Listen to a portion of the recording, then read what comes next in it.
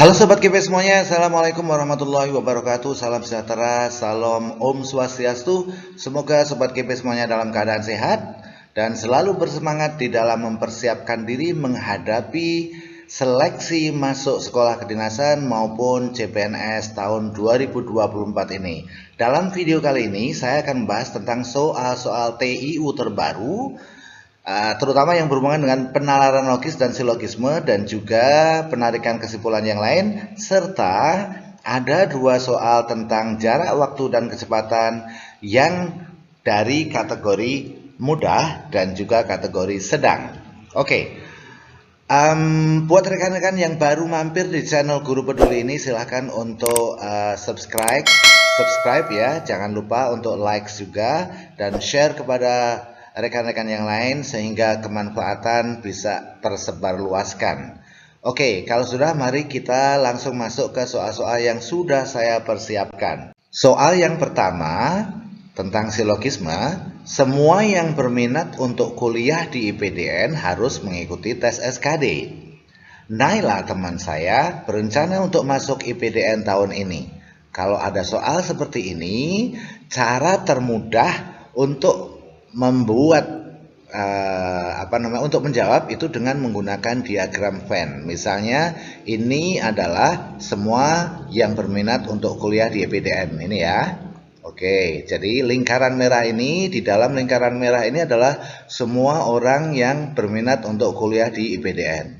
Kemudian harus mengikuti SKD, itu lingkaran biru ini lingkaran yang lebih besar. Jadi lingkaran merah merupakan subhimpunan dari lingkaran biru. Jadi kesimpulannya adalah, karena kalau Naila itu ada keinginan untuk masuk IPDN, berarti dia harus ikut tes SKD. Jadi pilihan jawaban yang tepat adalah Naila harus ikut tes SKD tahun ini, gitu ya, Sobat KP semuanya. Nah, diagram Venn ini juga bisa digunakan untuk menjawab soal nomor 2. Kita lihat ya, semua yang berminat untuk kuliah di IPDN harus mengikuti tes SKD.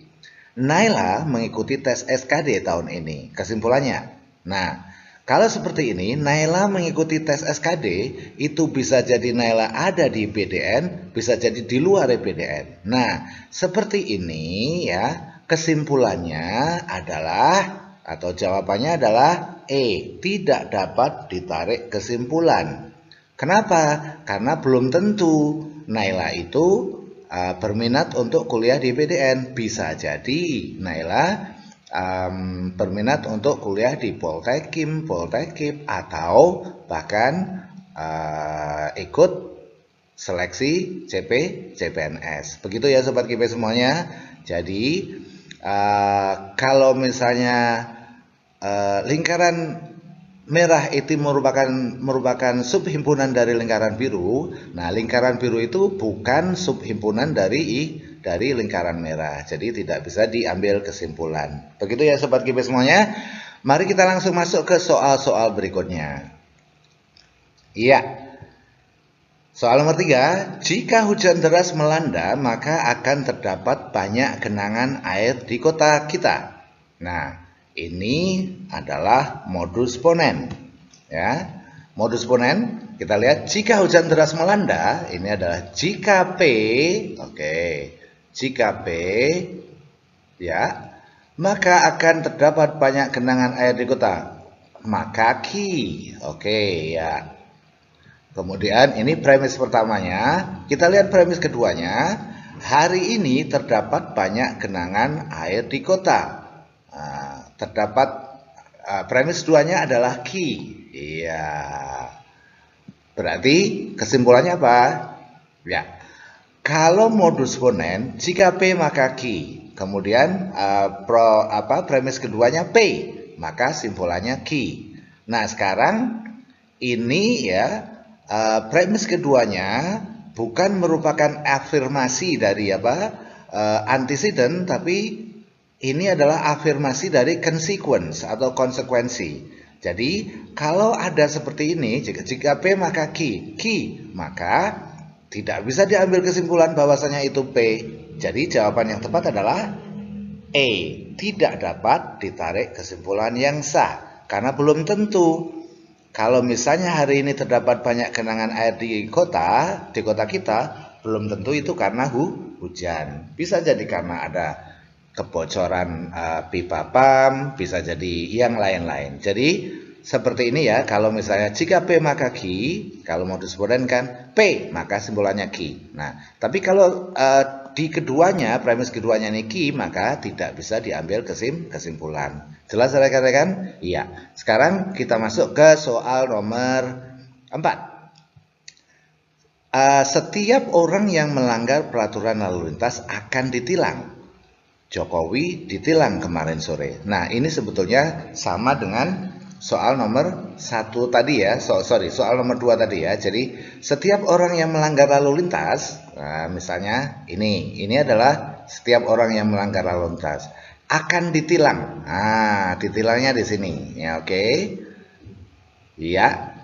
Kemudian Jokowi itu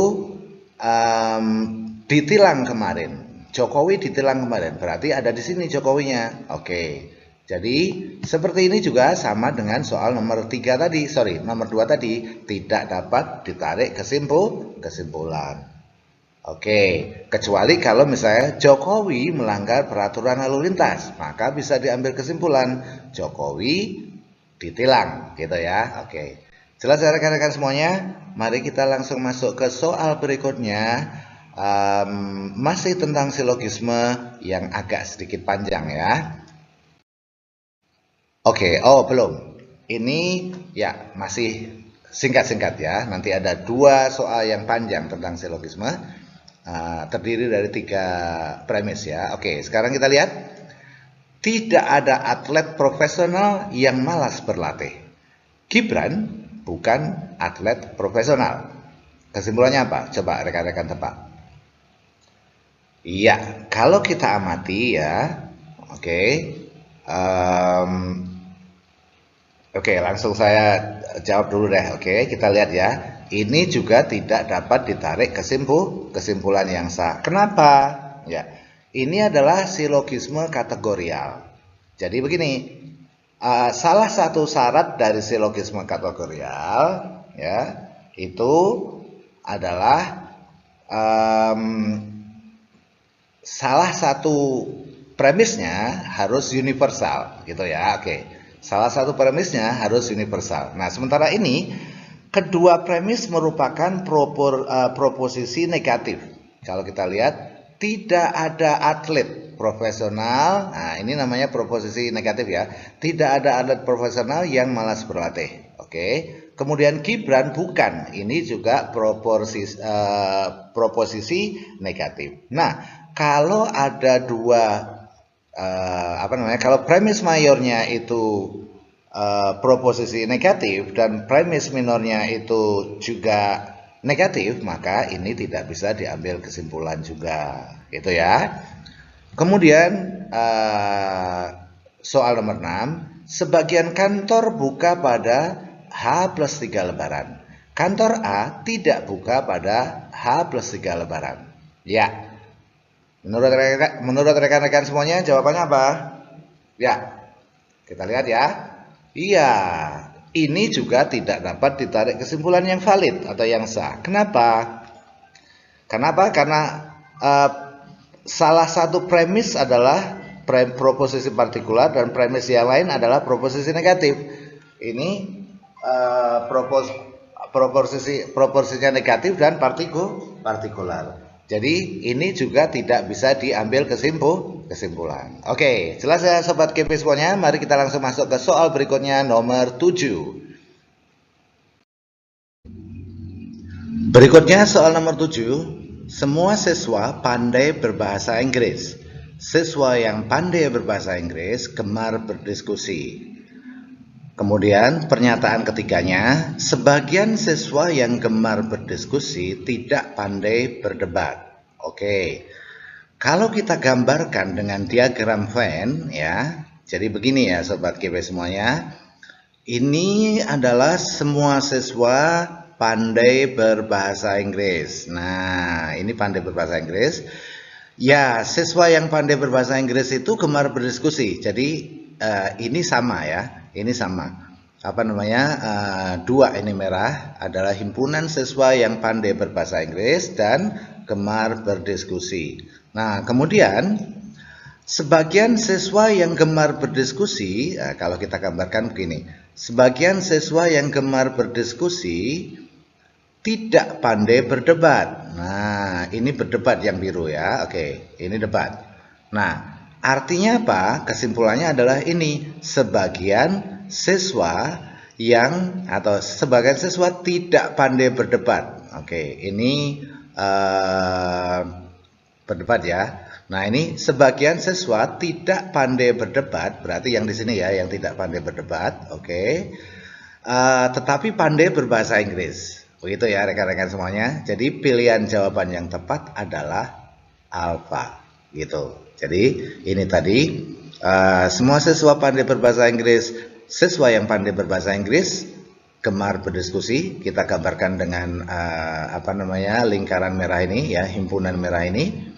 Kemudian sebagian siswa yang gemar berdiskusi atau yang bisa berbahasa Inggris itu tidak pandai berdebat. Oke, jadi yang ini pandai berdebat ya, yang di sini tidak pandai berdebat. Jadi kesimpulannya adalah alfa. Jelas ya rekan-rekan semuanya.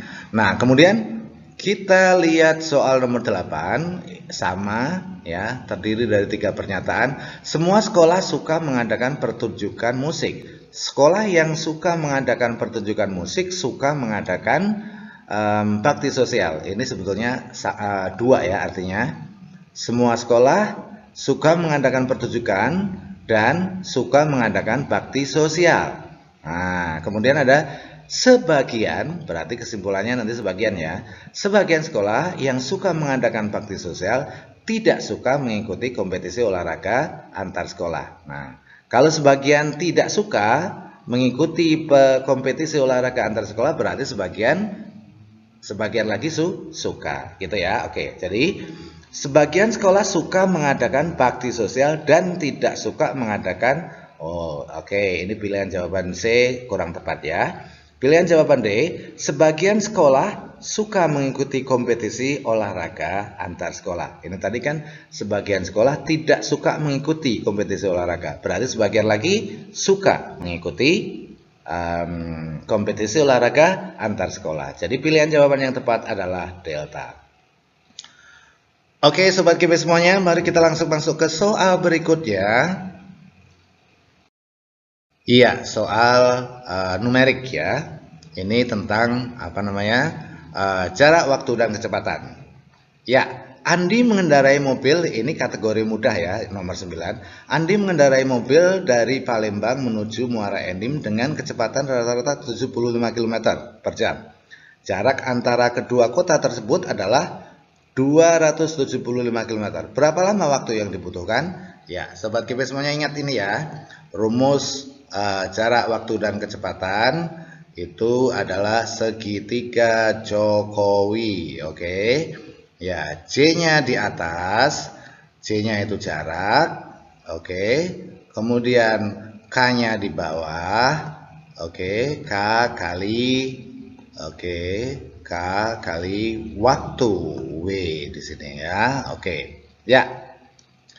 Nah, kalau yang ditanyakan adalah waktu, maka ya, rumusnya adalah jarak dibagi kecepatan. Jaraknya berapa itu? Yang diketahui jarak ya. Jadi jaraknya adalah 275 km, kemudian kecepatannya berapa? 75 km per jam. Jadi kita tinggal bagi 275 dibagi 75. Yang ditanyakan waktu ya. Jadi 275 dibagi 75 ya. 75 kali 3 berapa? 75 kali 3 itu adalah 225. Jadi masih ada sisa 50 ya. 50 per berapa? Per 75. Nah, 50 per 75 itu kalau kita sederhanakan dengan masing-masing kita bagi dengan 25, maka hasilnya adalah berapa? 2/3. Oke ya. Ini tolong membaginya yang benar ya. Oke ya.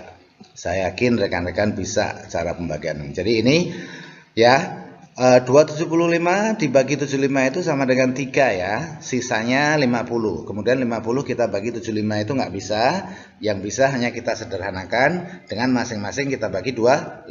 Hasilnya adalah 2/3. Jadi 3/2 jam. 3/2 jam itu sama dengan berapa? 3/2 jam itu sama dengan 3 jam 40 menit. Ya, 2/3 jam ya. Kalau Anda mau tahu 2/3 jam itu berapa menit ya, itu tinggal kita kalikan saja. 1 jam itu berapa sih? 60. Berarti kalau 2/3 jam kali 60 ya, itu sama dengan berapa? Ini kita coret ya. Ini sama dengan 1, ini sama dengan 20. 20 kali 2 sama dengan 40 menit jadinya. Oke, jelas ya rekan-rekan? Nah, kemudian soal nomor 10 ini kategori sedang ya. Tantangannya ada di menotasikan soal cerita ini ke dalam bentuk matematika. Kita baca soalnya ya. Pada pukul 5 pagi, Ridwan mengendarai mobil dari Jakarta menuju Surabaya yang berjarak 600 meter. Jadi diketahui jaraknya adalah 600 meter. Kemudian pada sepertiga perjalanan, nah sepertiga perjalanan itu berapa? Sepertiga kali 600 berarti 200 kilometer, gitu ya. Nah, pada sepertiga perjalanan, Ridwan mampu berkendara dengan kecepatan 100 km per jam. Berarti berapa? 200 dibagi kecepatan ya, 100 km per jam. Sama dengan 2 jam. Oke, ini jaraknya kan 200 ya, sepertiga dari perjalanan. 200 km dibagi kecepatan 100 km per jam, maka hasilnya 2 jam. Kemudian berikutnya adalah selepas itu cuaca sangat buruk dan Ridwan hanya mampu berkendara dengan kecepatan rata-rata 25 km per jam. Berarti 200 dibagi 2, 25. Kecepatan kedua ini ya. Sama dengan 8 jam. Kemudian memasuki sepertiga akhir, itu berarti kecepatan ketiga. 50 km per jam. 200 bagi 50 sama dengan 4 jam. Jadi kalau kita total 2 ditambah 8, 10 ditambah 4, 14. Oke. Jadi waktu yang dibutuhkan Ridwan untuk mencapai tujuan, kota tujuan itu adalah 14 jam.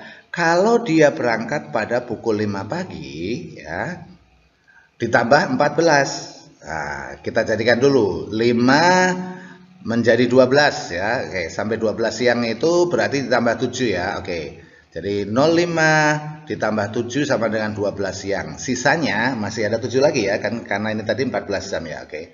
Masih ada 7 jam lagi. Jadi dari 12 siang ke jam 7 berarti sampainya adalah jam 7 malam. Begitu ya sobat GP semuanya. Ya, bagi kalian yang mau